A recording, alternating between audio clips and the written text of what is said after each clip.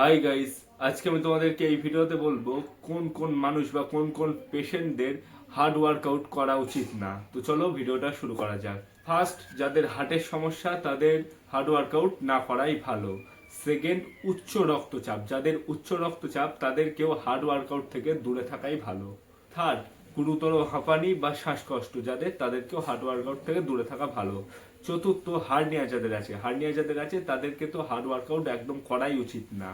5 নম্বরটা সবাই জানো, তাও আমি বলে দিচ্ছি, যাদের সাম্প্রতিক সার্জারি হয়েছে, সেলাই শুকোয়নি, তাদেরকে হার্ড ওয়ার্কআউট করা একদমই উচিত না। 6 নম্বর, যাদের তীব্র জয়েন্টে ব্যথা আছে, হাত পায়ের জয়েন্ট যেগুলো সেগুলোতে ব্যথা রয়েছে, এদেরকে ডাক্তাররা হার্ড ওয়ার্কআউট করতে বারণ করে, তবে আপনারা লাইট ওয়েট নিয়ে ওয়ার্কআউট করতেই পারেন।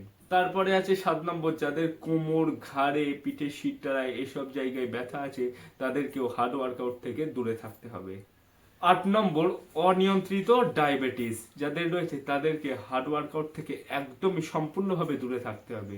9 নম্বরটা, এটা তো কেউ মাথায় চিন্তাও করে না, তাও আমি বলে দিচ্ছি, গর্ভাবস্থায় একদমই হার্ড ওয়ার্কআউট কেন, একদম লো ওয়ার্কআউট থেকেও তোমাদেরকে দূরে থাকতে হবে। 10 নম্বর, তীব্র যাদের জ্বর বা শরীর খারাপ রয়েছে তাদেরকেও হার্ড ওয়ার্কআউট থেকে দূরে থাকতে হবে। এমনকি যে কোনো শরীর খারাপ বা শরীর অলস লাগছে, ব্যায়াম করতে ইচ্ছা করছে না, সেই অবস্থাতেও জোর করে তোমরা ব্যায়াম করতে যাবে না।